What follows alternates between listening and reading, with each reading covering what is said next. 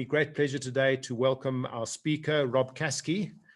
And by introduction, storytelling may seem like an old-fashioned tool today, and it is. That's exactly what makes it so powerful. Life happens in the narratives that we tell one another. A story can go where quantitative analysis is denied admission, our hearts. Data can persuade people, but it does not inspire them to act. To do that, you need to wrap your vision in a story that fires the imagination and stirs the soul. When you want to motivate, persuade, or be remembered, start with a story of human struggle and eventual triumph. It will capture people's hearts by first attracting their brains. Rorke Caskie believes that there are powerful lessons to be learned from remarkable stories of Isandlwana, Rorke's drift, and early polar exploration, which resonate especially with audiences today, believing strongly in the power of the spoken word and entertaining audiences in the theaters of their own imaginations. May I introduce this inimitable storyteller, Rorke Caskie. Thank you very much, Paul. That's a glowing introduction, and what a treat to be on air with you this afternoon. And I want to thank our listeners and viewers sincerely for joining us for this little session. It's great to see them all and wonderful to be sharing this with you. Okay, so Rob, I want to just start off by asking you to please tell us a bit about yourself, just for those that don't know you, and your storytelling career pre-COVID. And you might start off a little bit with the background of how you got into this. Paul, thank you. I'd love to share that because, you know, I always like to believe that every story has a beginning, a middle, and an end. And the beginning and the end are crucial because the beginning really creates in the mind of the audience the desire to listen and engage. And the ending is always what you are remembered for. So my beginning in all this in terms of storytelling is quite unique. I studied agriculture at the University of Pietermaritzburg in the years 86 to 90. And at that time, I was doing a lot of motorcycling into various parts of Africa, always alone on a motorbike. And when I came back from those trips, there was always a group of people who wanted to hear what had happened on the bike. And unbeknown to me, I was developing in their mind the reputation of telling a reasonable story. And eventually the group of people who were listening to those experiences on the motorbike got too big for the agricultural faculty canteen. And we moved out onto the banks in the shade of the trees near the car park. And I didn't really think anything of it, but quite a lot of the listeners were complete strangers to me.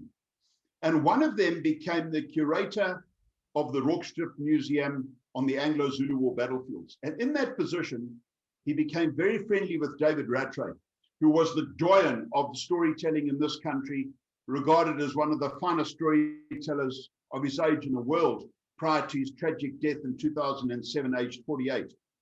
And David was looking for someone to help him telling the stories of the Anglo-Zulu War. And the curator gave it some thought, and I don't know at what point he had that light bulb moment because I didn't know him, but he remembered my stories and the motorbike journeys at university and said to David, let's try and get hold of this guy. And if he's interested, I think he would teach him the history. But in my opinion, he tells a reasonable story. And that was in 2000. And the rest, as they say now, is history, the past 21 years. Wow. And lockdown, I believe, came and threw everything out a little bit and caused you to create some changes. Tell us about that. Well, I mean, after university, I worked in Botswana as a photographic safari guide, and then I traveled across Africa with Kingsley Holgate on the Africa Odyssey expedition. And then I did a 4-year unbroken trip around the world, working and traveling, and certainly trying to build up some life experience.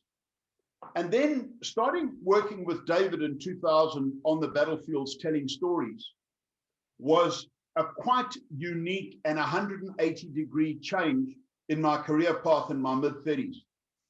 David's death brought immeasurable changes in all of our lives for many reasons, and many doomsayers felt that his business would collapse as a result And we, from a pride point of view, were determined to try and keep it going, we being Karen, my partner, and myself. Anyway, I wanted to expand my repertoire of things that I do, Paul. And ever since I was a little kid, I've always had a deep fascination and passion for the Antarctic. And I always wanted to get there, having read stories of Captain Scott and others.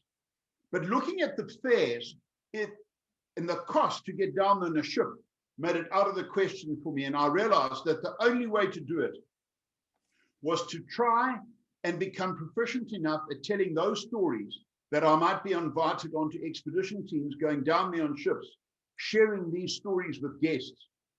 So my first trip to Antarctica was on a very auspicious day. It was the 14th of December, 2011, which, if you know anything about Antarctic exploration, is the centenary of Amundsen, the Norwegian, getting to the South Pole at 3 p.m. that afternoon, 14th of December, 1911. And I've been going down to Antarctica every year since. And then, beginning of last year, I went to Antarctica on a longer contract than normal with a wonderful company called Seaboard. And we did a lot of Patagonia, Antarctica, and the southern Chilean fjordlands, and all the way back to Buenos Aires. And I got home on the 19th of March last year to learn 1 week later exactly that we were going into a national lockdown. All of my remaining work was cancelled for the remainder of the year. And I need to add a little caveat here. As you know, and as some of our special listeners know, on the 5th of May of 2019, I had a dreadful motorbike accident, smashing my left leg, breaking 4 ribs, puncturing my lungs, stitches in both hands. It was life-changing. I spent 5 days in ICU, 11 days in hospital, came out with a leg that'll never, ever be the same again. So the remainder of that year, from a work point of view, was very poor. And we worked extremely hard at generating work, confirmed work, for 2020, so much so that I called it my 2020 year.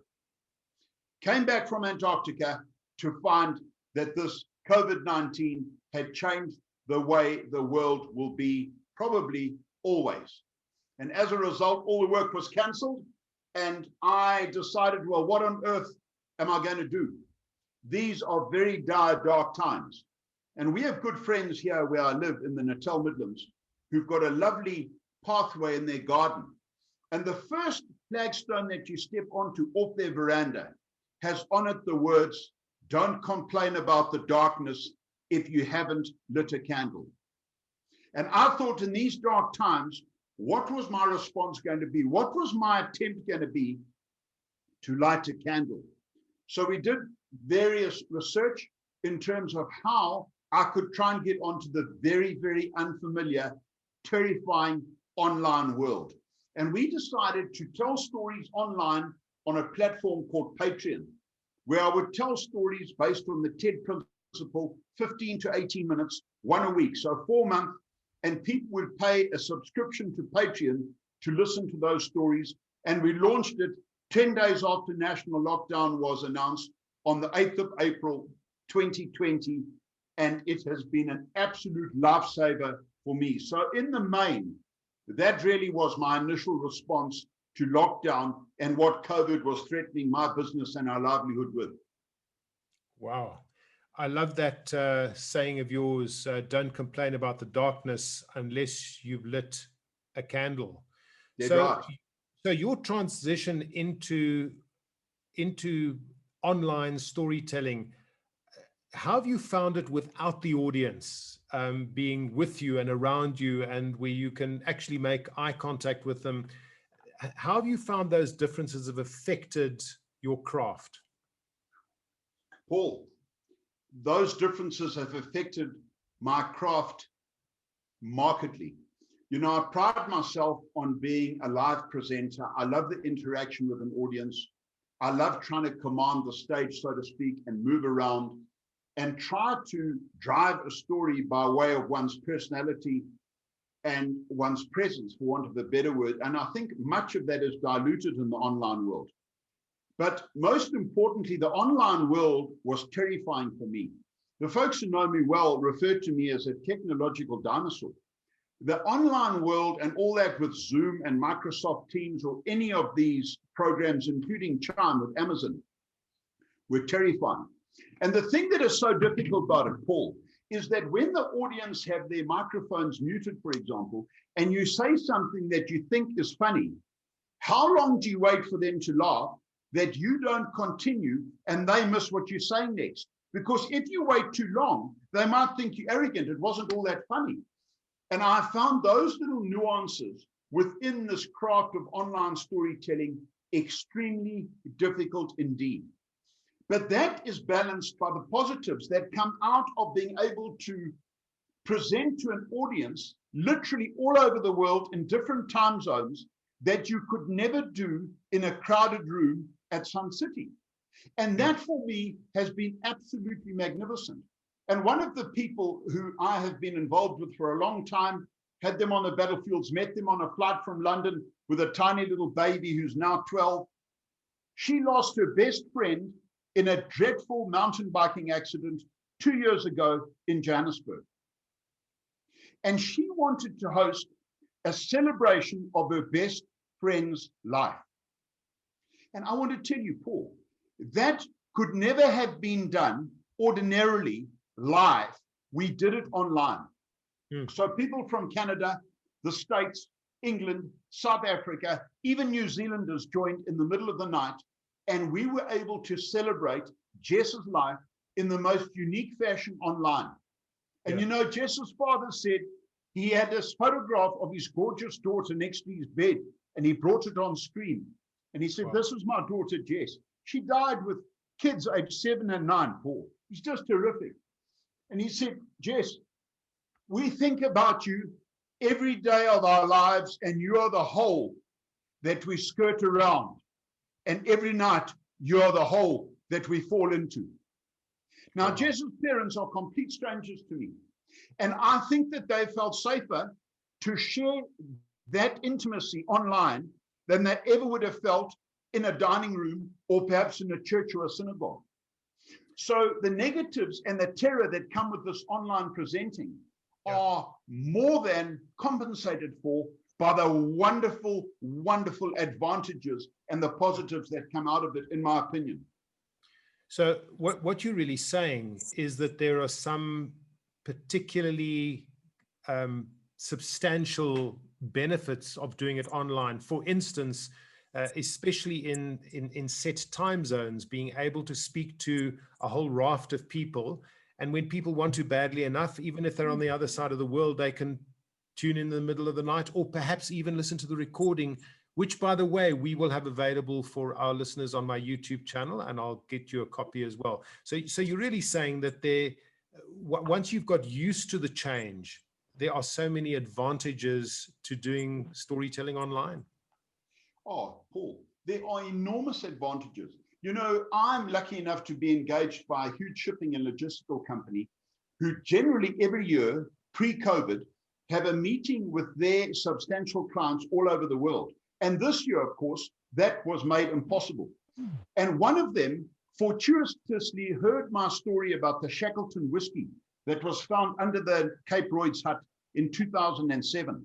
And they immediately wanted to run with that story because they're in shipping, they're in logistics, and they staged Zoom presentation at various times of the day for me that were late afternoon for their respective clients, for example, in Kenya, in Switzerland, in America, in Canada.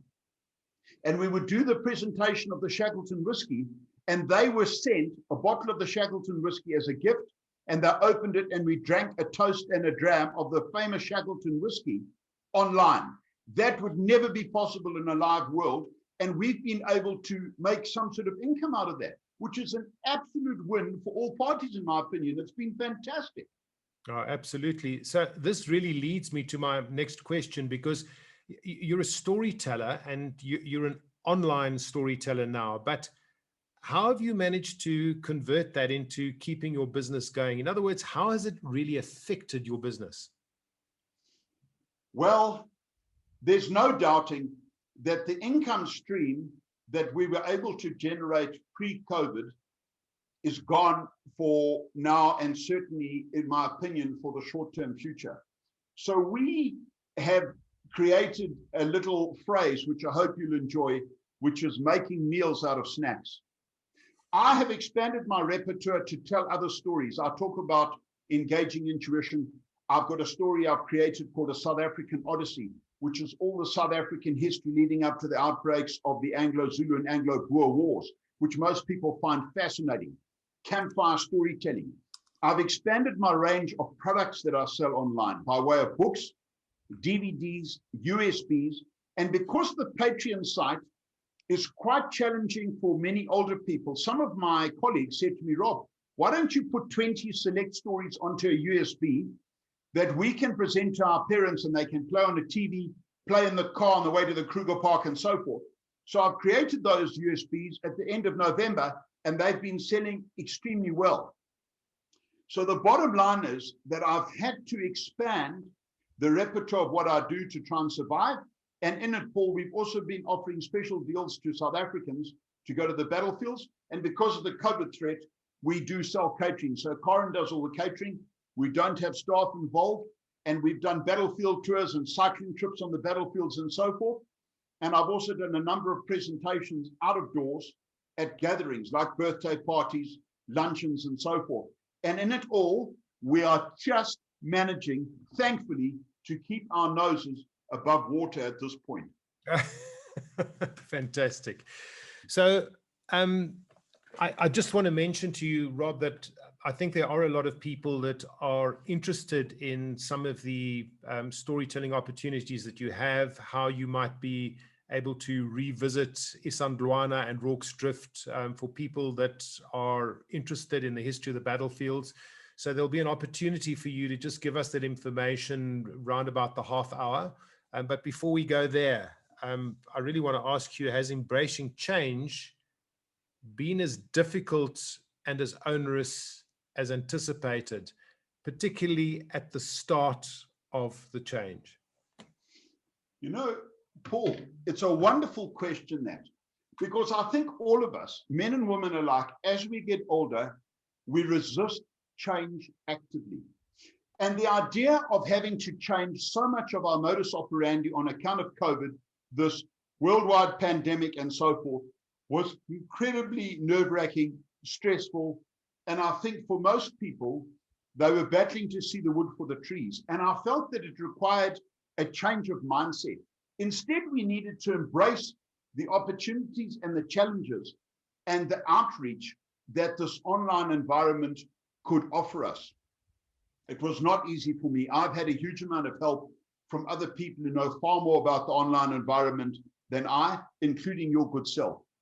But the bottom line is, once I changed my attitude and got away from the fact that this was a terrifying monster that was to be defeated, once I got away from that mindset, it was pretty easy. Yeah. And I also feel, Paul, that human beings, the better nature in human beings cuts people some slack. They are well aware, the folks who know me well, that my chosen environment is a live presentation environment. And here I was trying to record stories online. I don't even have a camera that records video. So we tried a GoPro, but the setting was too wide. The sound was good, but the view was too wide. Yeah. So then we started to use a stabilized iPad with an external microphone to record the stories. And I was hoping that people would cut me the slack and say, this guy is really making an honest attempt to move forward and embrace this change without the expense of rushing off and buying a camera that records video. Let's give them a chance. And I want to tell you, Paul, karma is a wonderful thing. I think you reap what you sow, and people, supporters, have been incredibly gracious and supportive and kind to us during this period. It's been wonderful. So you've also got the feeling that there's been an understanding from many of our customers and our friends that we're kind of all in the same boat. We're trying out this new world as newbies at it, even those that come forward as professional speakers. and that we're all learning along the way. And I had similar experiences to your own. I've had this wonderful Rode mic of mine for quite some time, but it took me a while before I could get rid of the buzz and find the way to connect it properly. And in the meantime, I was using my computer sound and what have you. And the difference, of course, is quite tangible. The same thing when it went for the camera. I tried to play around with a DSLR camera for a while, and it eventually didn't work. I took the plunge, went out and bought a decent webcam, and haven't looked back since. So we learn these things through trial and error, and eventually we realize that the learning curve that we're experiencing up front is, in essence, going to be far easier, for instance, in 2021, because we'll be used to it now, and we can just really focus on our delivery and things like being able to troubleshoot when things do happen and do it in a calm way so that it doesn't kind of upset our audience or upset our flow. So, Rob, just tell us a bit about what you're now offering for people that are still interested, and we're looking forward to 2021 as the time that they were going to go to the battlefields and hear you doing your live presentation up there in Northern Natal or Northern KZN. Well, Paul, there are a number of options. The first is obviously my Patreon offerings. If one signs up as a patron on the Patreon site, the site gives you access to all the backstories. So I broke Isandlwana, for example, into 6 different episodes, each of about 15 to 18 minutes. We planned initially to try and do it in 4, but we found that I wasn't giving the story the coverage and the profile it deserves, and you know that story well. So we did 6 episodes on Isandlwana, and I then did 5 on Rorke Stripped. So if people are interested in those stories, for example, in the stories I tell, Patreon is a great place to get access to them. I also have those stories obviously recorded in detail on the battlefields, on DVD, USB, and in a book. So if people, depending on what medium they like, the USBs are very popular because they've got the video format and the soundtrack. Yeah. And then, of course, I'm often asked to tell the stories online. Because of the challenges we've already alluded to online, you generally are given less time than you would in a live environment. So I'm normally given 45 minutes, sometimes 60, to try and share the story, either of Isandlwana or Rorke Stripped, or Scott, or Shackleton, or Amundsen, or the quest for the North Pole and the quest for the Northwest Passage online.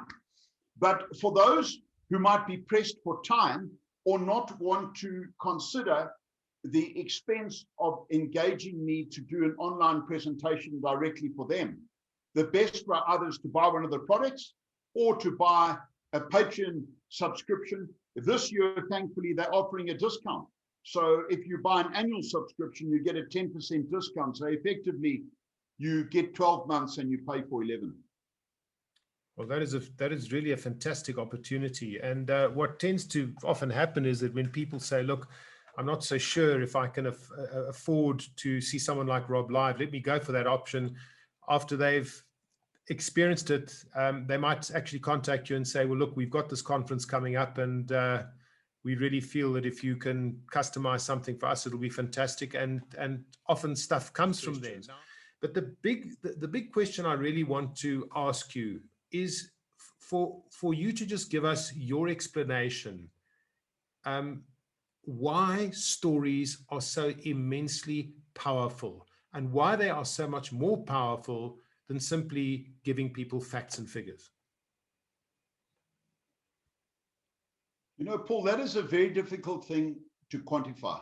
I have thought about that question and that very notion a great deal over the last 20 years. I think the onset of the plethora of entertainment options to us in the modern world has increased an innate human desire deep within us to hear a story and be entertained in the theater of our mind, as we were as kids, listening to our parents telling a story or reading a story. So there's been an increased clamor to go back to that intimate idea of a story being shared, rolling over one, and you're engaging with it in the theater of your imagination. Mm. Most of the stories I tell, I feel, are not stories about history, they're stories about human beings. And particularly, there are stories about human beings in extremis. I'm interested in the behavior of human beings when the chips are down. I think we're a bit like tea bags. We show our true strength in hot water. And I think that innately men and women, young and old alike, all identify with that, Paul. And particularly now, where we are faced with very, very challenging circumstances, no real end in sight, and great uncertainty. People like to be reminded of triumphs, of situations that apparently there was no way out of. Yeah. And yet the protagonist within that story got out alive, emerged victorious, returned home safely, whatever the situation is. Yeah. And I think also, because of the number of PowerPoints and presentations that we are exposed to in our work life, on social media, even in our private lives, people begin to push back a little bit against that and like the idea of just sitting down and being told a story. You know, when I go and present stories at high school, which I think are very difficult and discerning audiences, teenagers, they invariably look around and wonder where the projector is and where the PowerPoint is and where the screen is. And there's no screen and there's no projector. And there's always this uncertainty about quite what is this person going to do. And you need to try and capture the imagination within 2 minutes and the engagement. Otherwise, you lose them for the rest of the session. And that challenge for a storyteller is intoxicating. And most importantly, the result for these kids who are exposed to all the PowerPoints and all the electronic aids, they love it, particularly when you've got a strange accent like mine. You stamp around the stage and you move around with a stick that has a blunt end and a sharp end, the sharp end for guest management. And it is just wonderful to see the results of a story well told. Well, I don't want to put you on the spot now, Rob, but the other part of your trademark is your short pants. Now, you might be sitting there with no pants at all, so I'm not going to. We're on camera, so you framed yourself the way you want. But you know, are you wearing the shorts today, Paul? Absolutely. You know, when I started telling stories abroad, I tried to do it like David did it, with a suit and a tie and all that, and it really didn't suit me. I found the tie very, very restrictive, and it tends to emasculate mankind. Anyway, people said to me, Rob, this is so unlike you. You must go back to what has always worked for you in terms of shorts, looking like a dairy farmer's son. You come from the Natal Midlands, carry your stick, take off your hat, wear your normal shoes that you do on the battlefields, and get back to that. And I've even got people on your chat line now, Paul. We want to see the shorts. They want to see if I am wearing shorts. Those are the shorts. Those are the ones I remember. Shorts, belt, boots like I use on the battlefields. Here I am. So thanks for that question. And you know, it's become part of my branding and part of my persona. I have people rushing up to me on Oxford Street, rushing up to me at Heathrow, and they recognize me by my shorts. And invariably, I've had to pack my stick. And they say, well, where's the stick? So the shorts and the stick have become an integral part of my branding, which I feel online or live is absolutely crucial, whichever way you're going to do it. Wow. So, Rob, I just want to go back to what you were talking about when you were discussing the power of the story. And I have myself an interesting story about reading to Jenna when she was very little. And there was a favorite story that she had, which was Pinocchio, that I had to read to her over and over again. And one of the things that I would do is I would try and change the word at the end of a sentence or in the sentence, and she'd stop me, she'd correct me, and she'd make me go back to the beginning of the sentence and do it, because what we didn't realize is that Jenna's brain was such that she could memorize a story word for word. So when I went away on a business trip, she picked up the Pinocchio book and she started reading it. Now, she'd never read before, but she had memorized the story word for word and was able to teach herself to read to the point where when she arrived at school for grade 1. She was the only child in the school that could read because she'd self-taught herself through memorizing the stories that she'd been told by her mom and dad. What a fantastic story, and well done to her.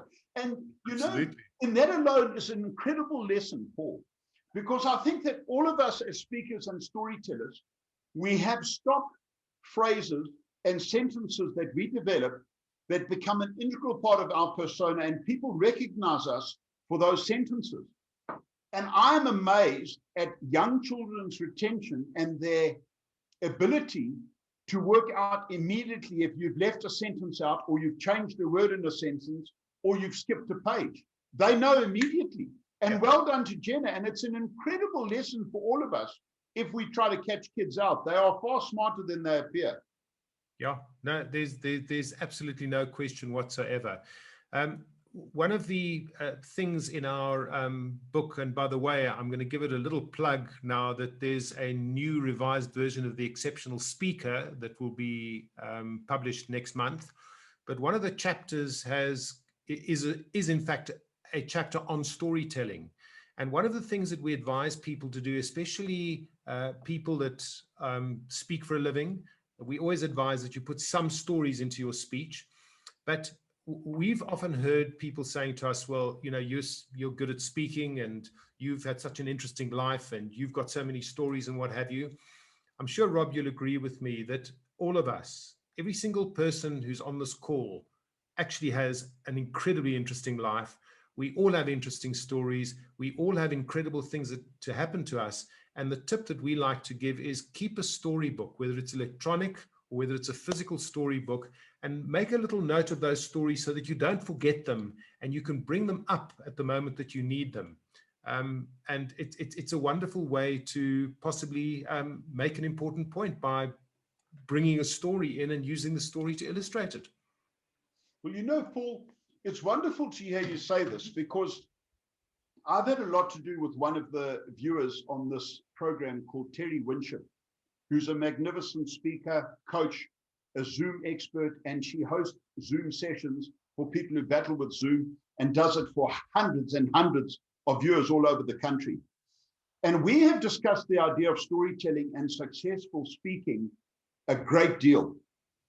And I came up with a term that I've shared with Terry, and I share happily on a forum like this, that I call your fully loaded bottom drawer, which is exactly what you're referring to. Whether it's electronic or a flip chart, you actually need a fully loaded bottom drawer of stories that are pertinent to your life, that they are always authentic. Because I think if you want to be successful as a speaker or a storyteller, the first thing the audience see through is when you're not being authentic. Yeah. And if you've got this collection of stories that you can draw from, you might try a story and realize it's not resonating with the audience. And you can very quickly drop that story and make whatever reason you need to drop it and bring in another story that might resonate better with the audience. But if you don't have that repertoire, that collection of stories to draw from, you've got nothing to fall back on. And those stories are crucial and add huge interest to the mind of the viewer and the listener. And it's one thing that I've learned in this online environment, Paul, is that when you present live, the audience feel that they get to know you. They can come and shake your hand. They can get you to sign the book, whatever it is. Online is completely different. And yet the audience want to get to know the presenter, the storyteller. They want a piece of you. They want to see parts of your house. They want to know more about your family, what makes you tick. The story is one thing. They want to know what interests, what pastimes does Paul du Toit have? And somehow, within reason, without giving away too much from a security point of view, we need to let people into our lives. Otherwise, we remain to them a complete stranger and an enigma. Absolutely. So, Rob, do you have any last word that you would like to share with people in terms of encouraging our audience to use stories more than they're already doing? In other words, finding those stories, being able to record them, perhaps even rehearsing the telling of them a few times so that they become a little bit more slick and easy to listen to. For instance, sometimes you can tell a story and it becomes too long and therefore it's too boring. Getting that story just right so that it has the effect that you really want it to have. Well, look, I think about that a great deal, Paul, and I'm always working on trying to improve the quality of a story, trying to shorten 6 sentences into 4 that still convey the same information and the same message. And I think that every listener that one speaks to reacts differently to a story. And I always like to share with aspiring speakers and storytellers the idea that they should take every opportunity they can to share stories, whether it's around a dinner table, whether it's in the car driving somewhere, and get different responses from different listeners will give you an idea of whether your story, firstly, is successfully told, but more importantly, worth telling. Because I always remind people the fact that it happened does not necessarily make it interesting. Absolutely. And there are too many folks who assume that because it happened, it's necessarily interesting. It might be interesting to you as the teller, as the storyteller, but to the listener, who is the most important feature in this conversation, we need to ascertain whether it's going to fly with them. Yeah.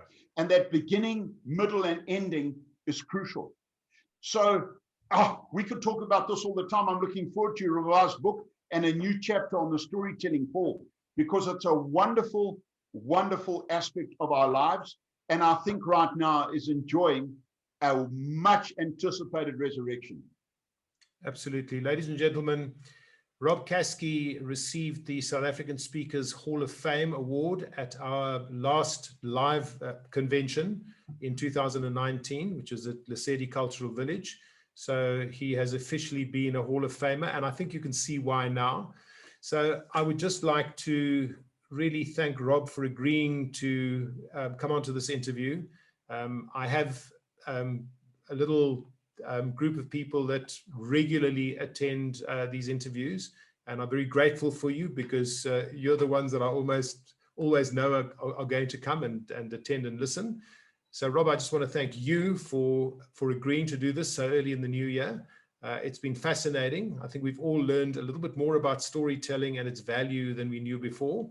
And I'd just like to, from my part, wish you and all our viewers and listeners a wonderful 2021, and keep your chin up, and let's try and find the positives in the situation that we find ourselves in. Cheers, everyone. Thank you sincerely, Paul. That was wonderful. Thoroughly enjoyed it. And your reputation and your popularity is well deserved. I'm honored to be part of your show today. And thank you very much to all who joined us. It's been a privilege and an honor chatting with you this afternoon.